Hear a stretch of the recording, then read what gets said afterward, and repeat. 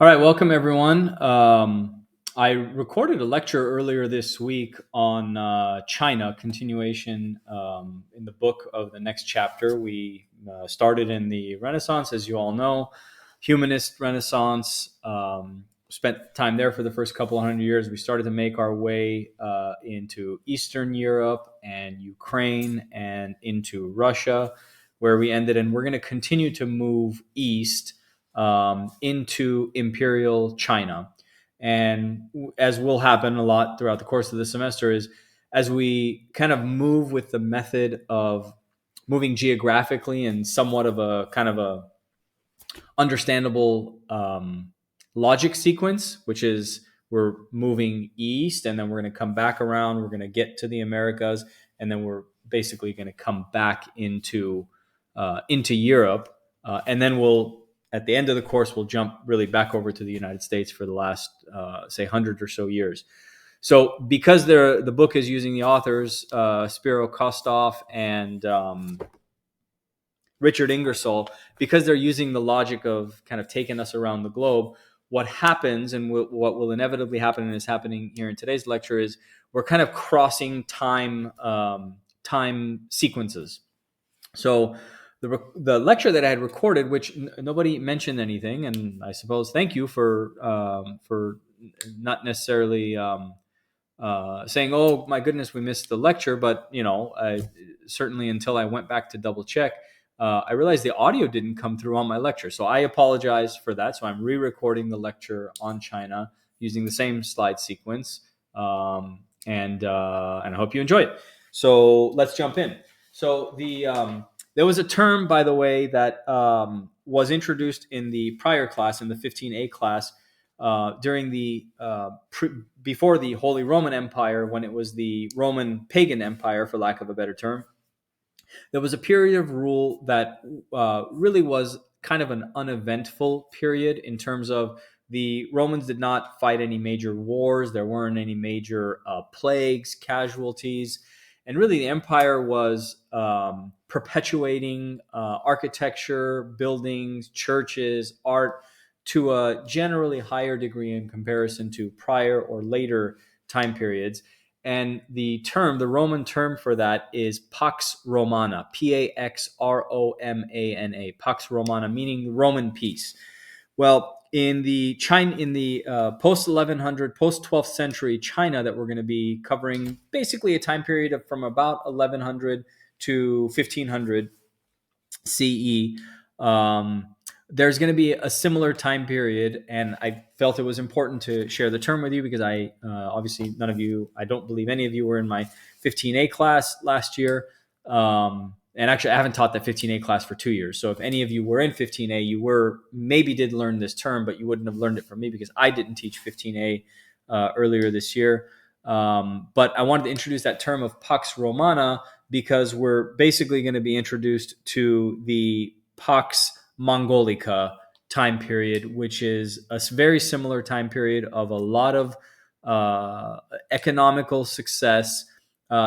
China is different in many ways, and one of the ways is this is a very closed society, and so the peace, the period of peace comes with some advancement, but there isn't a lot of gentrification and diversification of the Chinese Empire, which is, I suppose, a little bit different from the Pax Romana period, because then Rome was, and to many degrees, was even later. And you could argue Europe is still today, like America is, a magnet. It draws people, and it's generally, is an open society. And so people are constantly immigrating in, thereby bringing other cultural values, perspectives, and generally, I guess from my vantage point, I think that creates for a better culture, a better society, and certainly has really positive impacts on architecture because people bring their architectural influence from where they came, and together we kind of create something new. In fact, we're going to see that in the international style in the 20th century, and really the bringing of modern architecture to the United States is a result of immigration and migration of European ideals to the United States. But I don't want to get too ahead of myself. That's in a few weeks down the road. China, though, in its period of Pax Mongolica, and really in most of its empire, at least the time periods that we're going to study today, is generally considered a closed society in that there isn't a lot of inward migration, nor is there a lot of emigration. Okay, so stable imperial rule, starting with the Ming Dynasty, which was for a period of 276 years from 1368 to 1644. The Ming Dynasty was followed immediately by the Yuan Dynasty, and that was for a time period from about 1271 to 1368. And then the Qing Dynasty, which is from 1644 to 1912. We're going to start with the Ming Dynasty.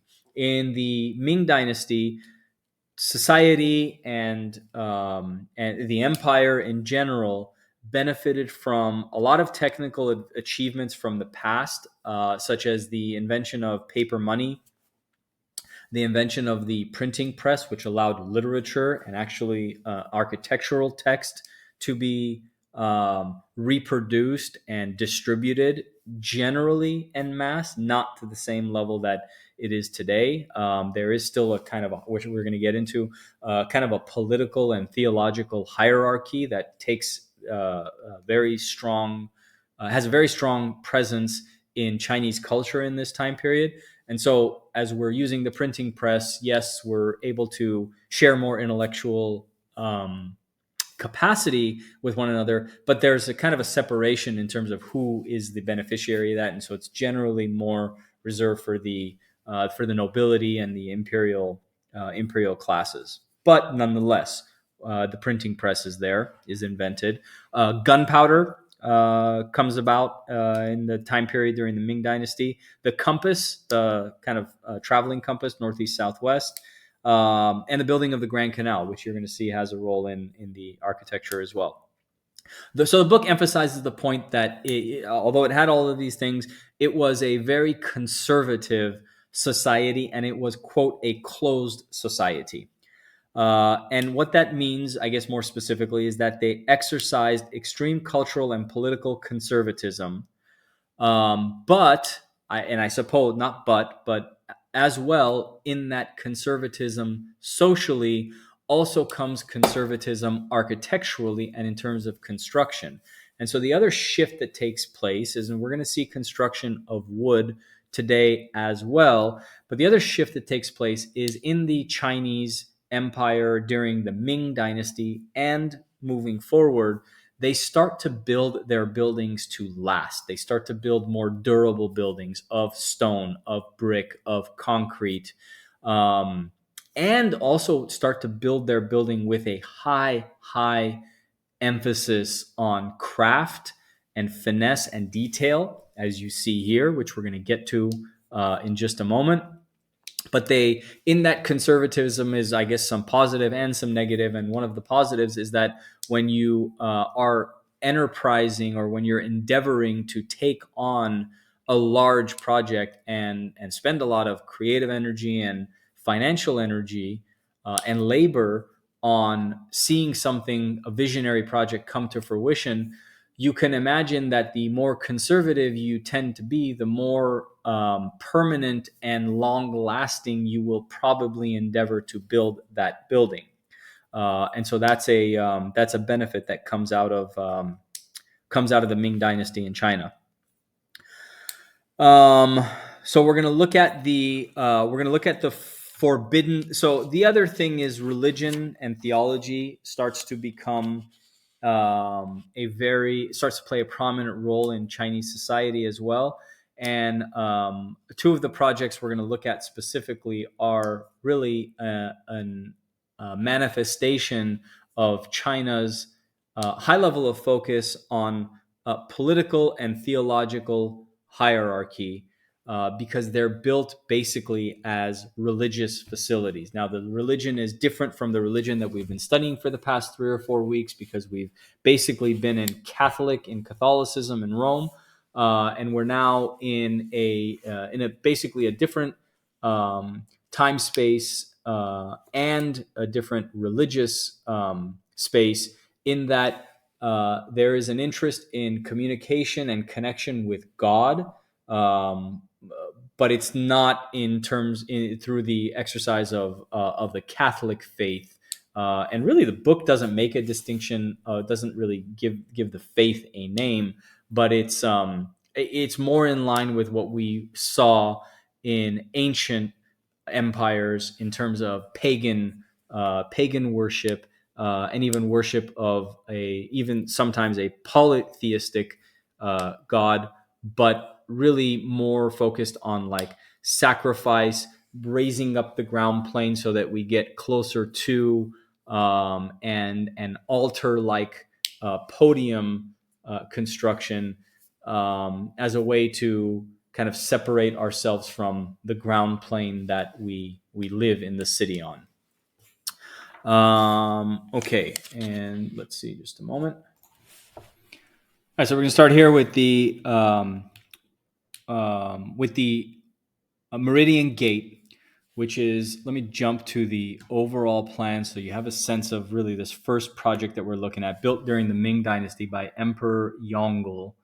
And really, he built the two most important things we're going to look at today are this and Tiantan, both in Beijing, both built as spiritual and kind of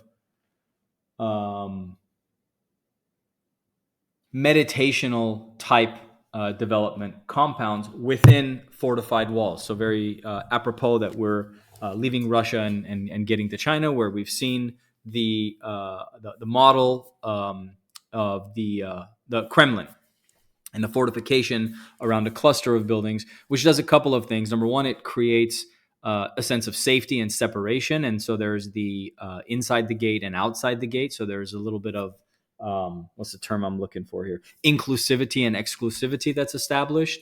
But there's also, and the Chinese do this better than anyone else, I believe, in terms of architectural use, is they exercise negative space and use negative space absolutely brilliantly. And we'll see some examples. So when you create a wall around a space, what otherwise was just kind of vastness and opening starts to become defined as a space. And so we call that negative space. So when you, I can't quite sketch on the screen, or maybe I can, I just haven't figured it out on this app, but I think you see my cursor here. So when I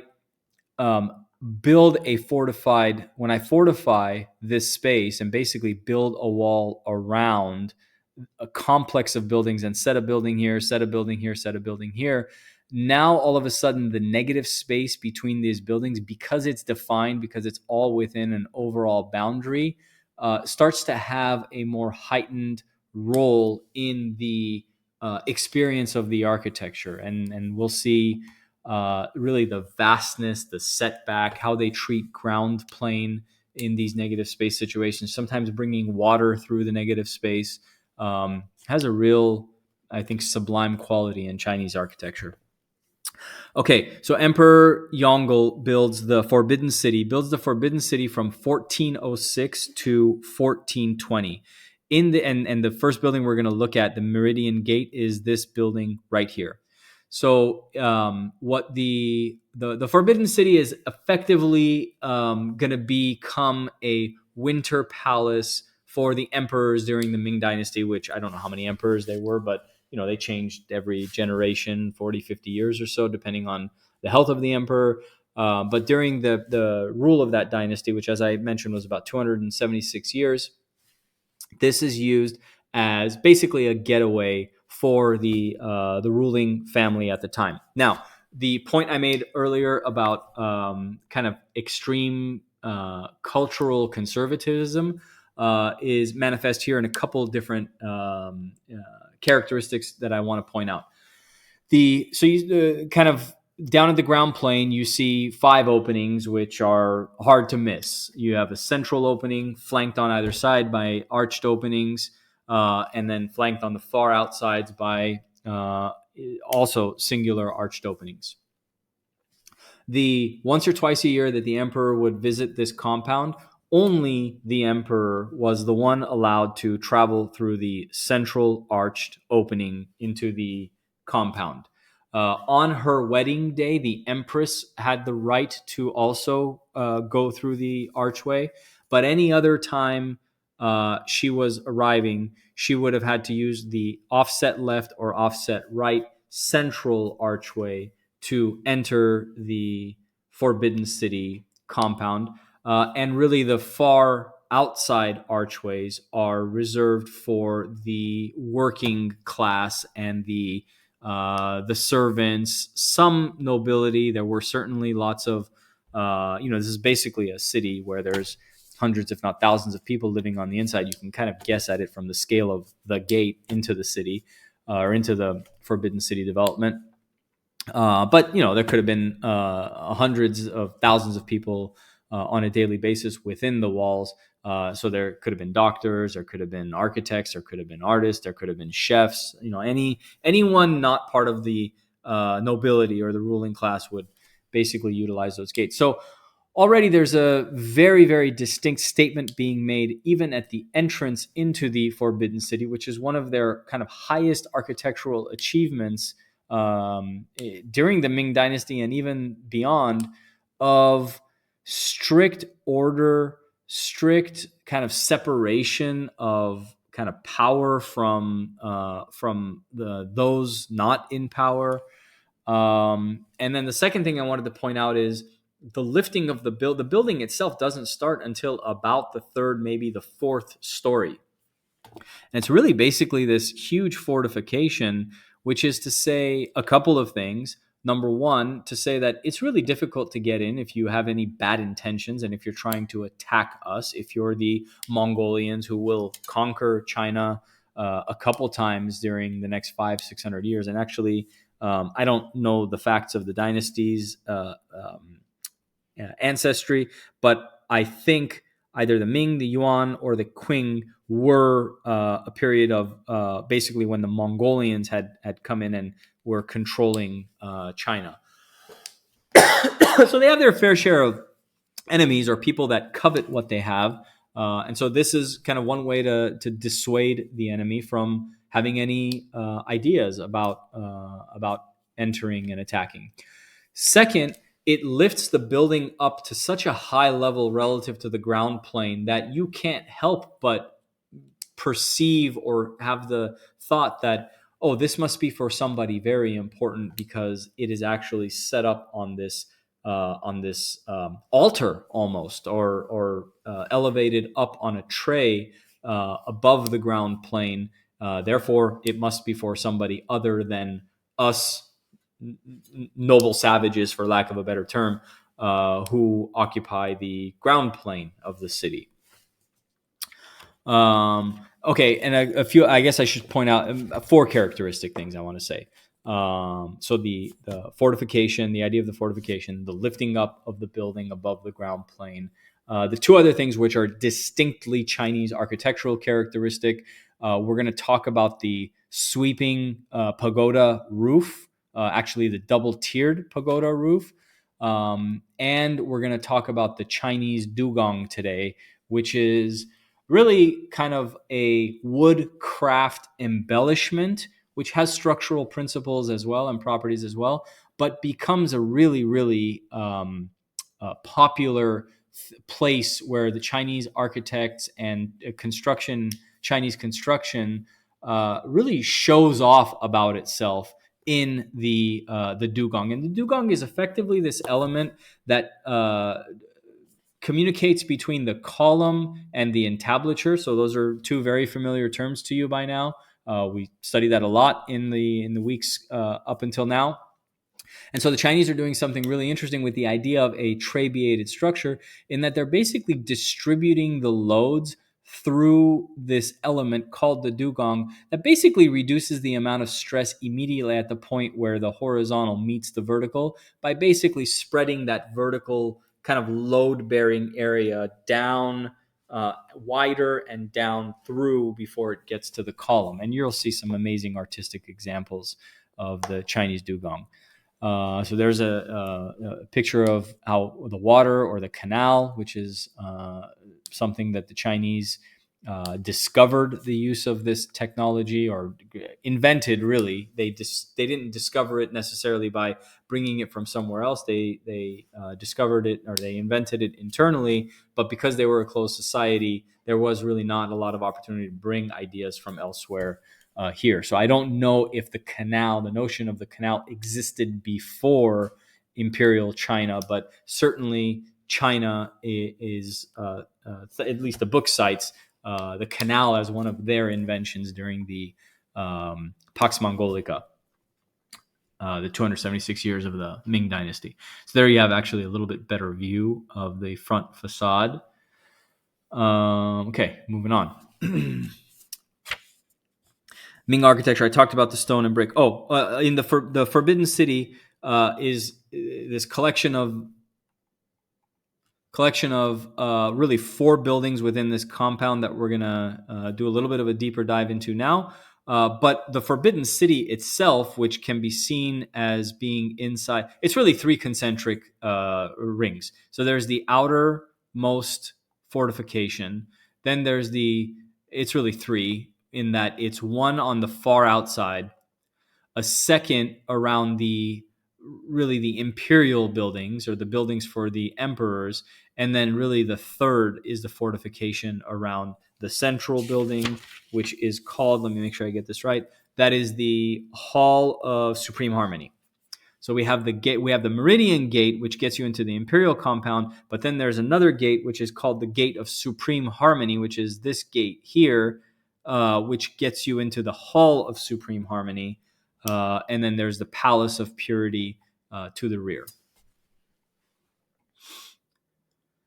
So there is actually a close-up view of this new term, or this new element that we're learning about, which is the Chinese dugong. And you can see kind of what it's doing is it's in the plane of the entablature, and it's really modulating between horizontal and vertical. But it becomes a canvas. It becomes a place to start to articulate ideas, put symbol, introduce color. You'll see another example here in a few minutes of craftsmanship, how we can play with kind of the 3-dimensional plane of this thing and display Chinese ability to wow the human eye with craftsmanship and with detail. So really, that becomes a new territory architecturally.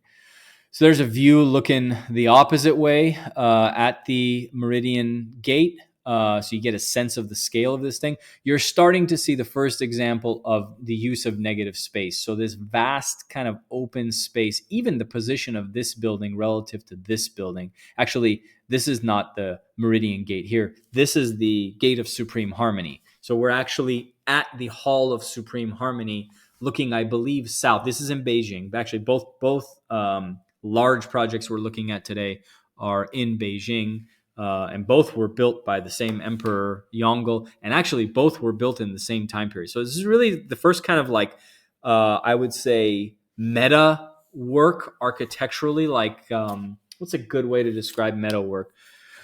In literature, they talk about, in architectural theory as well, we talk about one's magnum opus.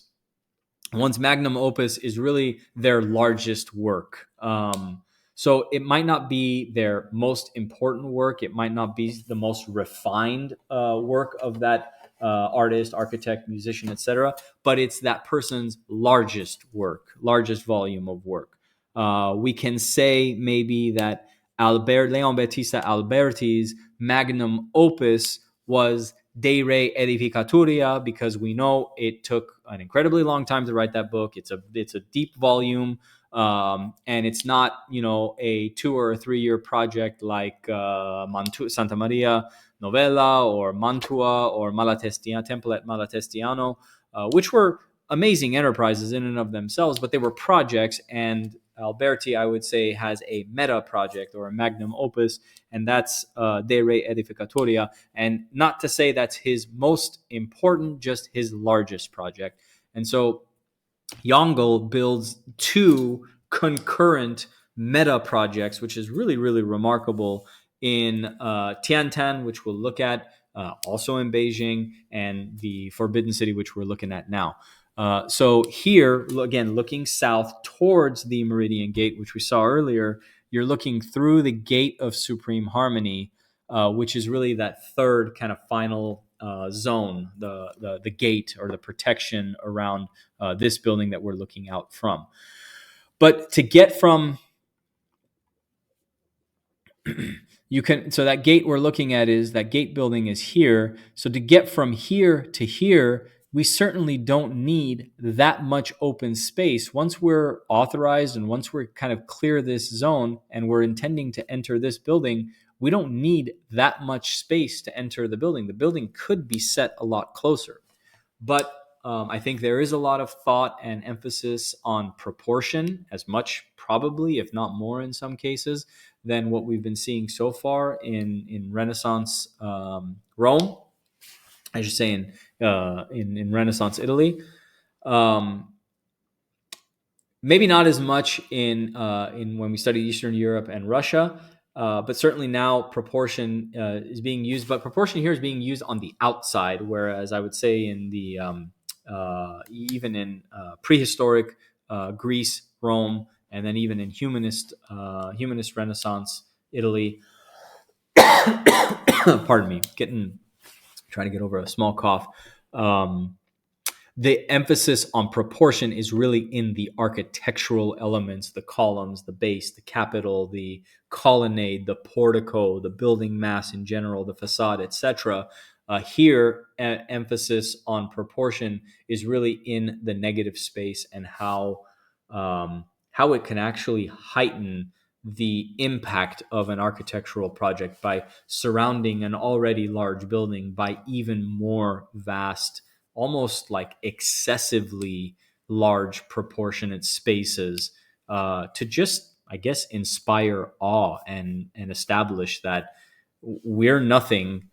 Spirituality and culture and Chinese zeitgeist or Chinese being is really far more important than any one of our human lives. And you can kind of see the scale of a person relative to the building and the height at which it's set relative to that ground plane.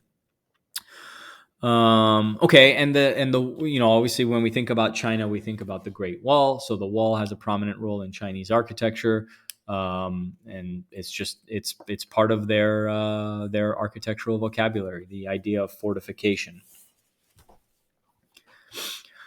The use of detail and craft is not only reserved to imperial palaces and for the nobility. We can see here a pair of actually three domestic buildings, which are built within the Forbidden City, but inside of the first concentric wall fortification, not inside the second or third. But there's really no surface spared, even in the architecture of some of the domestic buildings. Here we see the same motif in terms of the elongated ridgeline and the pagoda form of the roof. We see the same kind of column, entablature, dugong, high level of detailing. Here, the focus is really on the central. But so there's a hierarchy of how much emphasis is put on that architectural detail versus the others. But still, the others are not an afterthought. And I guess we're seeing really for the first time in this class, if we go back to Arch15a or if we go all the way back to prehistory, we were seeing the column used as a surface for icon or for writing or for text in ancient Egypt. But it really goes away, and this is the first time it resurfaces again in Imperial China, is the use of the column as a surface for, I guess I would say, propaganda. I don't know what any of this stuff says. If any of you speak Chinese or any of you know what some of this iconography is, I suppose it's spiritual to some degree, but I would say it probably is conveying a message to support this notion of what did the book call it? Theological and political hierarchy. The use of stone. So we saw a lot in the Romanesque, and so we're seeing not just buildings built out of wood or concrete but also stone. Again, emphasis on detail, on carving, a lot of handcraft involved in this. And obviously, really, until the Ming Dynasty, everything in China was built out of wood. And I want to make one point just so that I don't forget to mention this as we look at the architecture of China and architecture of Japan, which we'll look at later. There are still buildings today, old buildings that are over 1,000 years old, that are still standing, that are just magnificently well kept imperial buildings, or I guess government buildings to some degree, that are built out of wood, that are still with us today. So it's not as though you have to build out of something other than wood if you want it to last a really long time. But there are a couple other factors. One is just luck. There are wars that happen in the world, and during wars, buildings get bombed. I mean, Berlin was basically decimated during World War II. So we lost a lot of architecture.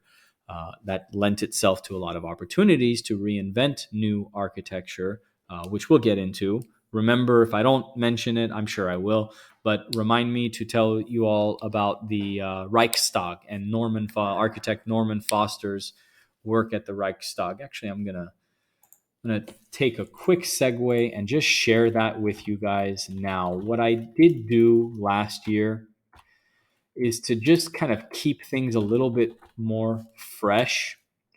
Let me not search and talk at the same time. I'm really anxious to get to modern architecture for sure, and I don't want to necessarily make it seem as though all we're looking at is work from 500 years ago, 600 years ago, 1,000 years ago. We are going to look at contemporary work, but it's important to understand kind of what led to the cultural and global conditions to allow modernism and postmodern architecture to really assert itself. But what I did do last year during this class is once or twice, as we're looking at the traditional kind of historic architecture, I did kind of infuse it with some contemporary work just to kind of tease a little bit where we're going to land at the end of the semester.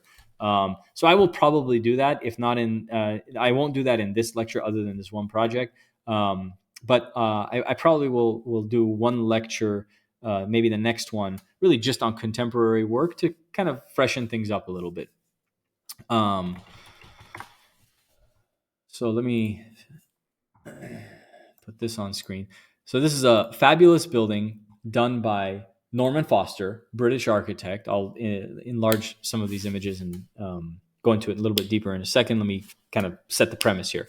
The Reichstag is the seat of German parliament. Was the seat of the German parliament before the Third Reich, World War II, and Hitler's government system, which had its headquarters somewhere else, but then also has become the seat of German parliament after World War II and when Germany became democratic again. So there was a design competition, and a lot of the contemporary architecture that we're going to see becomes possible through competition. Competitions are a very common thing in the architectural world. It's really a way of soliciting ideas from multiple sources and, in theory, choosing kind of the best or the most intriguing of the idea based on what that jury would like to see. More on that maybe later.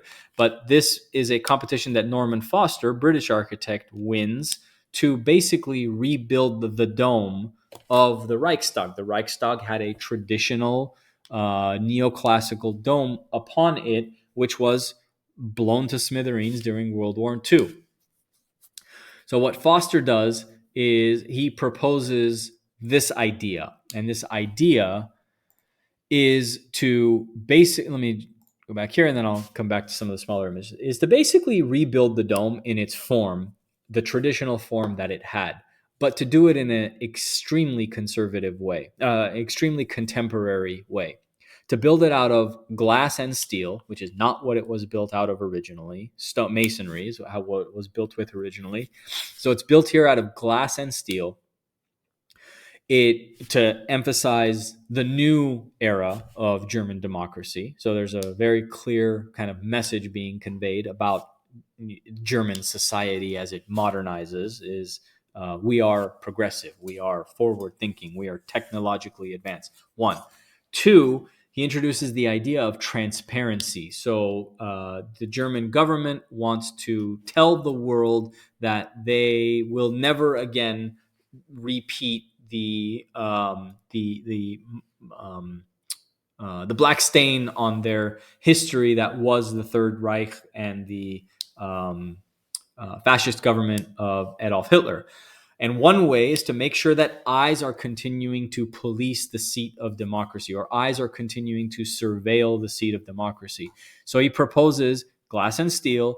Second idea is transparency. The fact that you can see inside. There's transparency here in the portico, which also gets rebuilt, but also in the dome. And this is really important when you get to the third point, or the third kind of character defining feature, I would say, of the Reichstag, which is that Foster proposes and builds the dome such that it can actually be occupied. We can go into the dome. And what you're seeing in this picture here is what our view would be when you can see it's basically this circuitous path that winds its way up. I don't know, maybe there's an elevator in the middle. I'm not sure if you have to walk back down or how that works, but I know that this is publicly accessible, not 24 hours, but very commonly accessible, probably at about the same times that Parliament is open.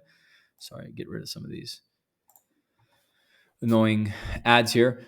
So we can go into the dome, but also this is the ceiling of the German parliament below. So we can get into the dome and people can see people inside of the dome, but also the people inside the dome can see down into the German parliament. There's a view of what you'd be looking down upon if you were looking down through that glass plane. And the roof obviously is accessible, because we need to be able to access the roof in order to access the dome. All right, so that's some of the amazing stuff we're going to look at when we look at contemporary architecture. But back to China, to continue on. Water is also commonly used characteristic of architecture and development and building practices in China. Okay, Forbidden City. This dude, Kublai Khan. Kublai Khan becomes really the first kind of excessively imperial ruler of China. One of the things that comes during Kublai Khan's era, this is probably, other than the dugong and the pagoda roof, this is probably the other important term from this lecture, which is the idea of a stupa, S-T-U-P-A. This is not in China. I believe this is in Cambodia.